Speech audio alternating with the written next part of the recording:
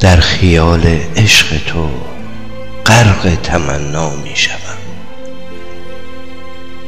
فارغ از اندیشه امروز و فردا می شوم. در کنار قامت سروت چنان از خود روم، غافل از دار و ندار جمله دنیا می شوم. غافل از دار و ندار جمله دنیا می شوم.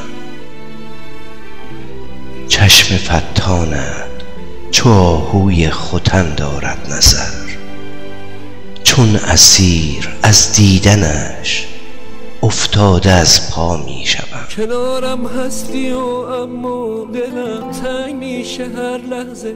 خودت میدونی عادت نیست، فقط دوست داشتن محضه.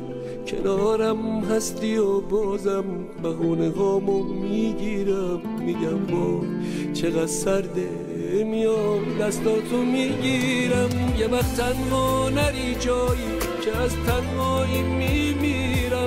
از اینجا تا دم درغم بری دلشوره میگیرم. فقط تو فکر این عشقم، تو فکر بودن با هم. محاله پیش من باشی برم سرگرم خانیشم. میدونم که یه وقتایی دلت میگیره از کارم، روزایی که حواسم نیست بگم خیلی دوست دارم. تو هم مثل منی انگار، از این دل تنگیا داری.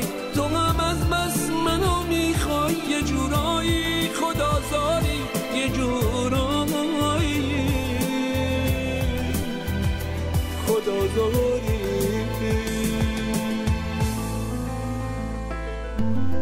طره زلفان مشکینت توان از دل برد. طره زلفان مشکینت توان از دل برد. تا که آیم من به خود مجنون صحرا می شوم. کنارم هستی و انگار همین نزدیکی هاست دریا. مگه موها تو با کردی که موجش اومده اینجا. قشنگ رد پایش بیا بیچت زیر برف. اگه حال منو داری میفهمی یعنی چی این حرف. میدونم که یه وقتایی دلت میگیره از کارم، روزایی که حواسم نیست بگم خیلی دوست دارم. تو هم مثل منی انگار، از این دل تنگیا داری. تو هم از بس منو میخوای، یه جورایی خدازاری، یه جورایی خدازاری. ماه رویت کی گذارد تا نظر بر مه کنم. صد غزل گویم به وصفت تا که معنا می شوم.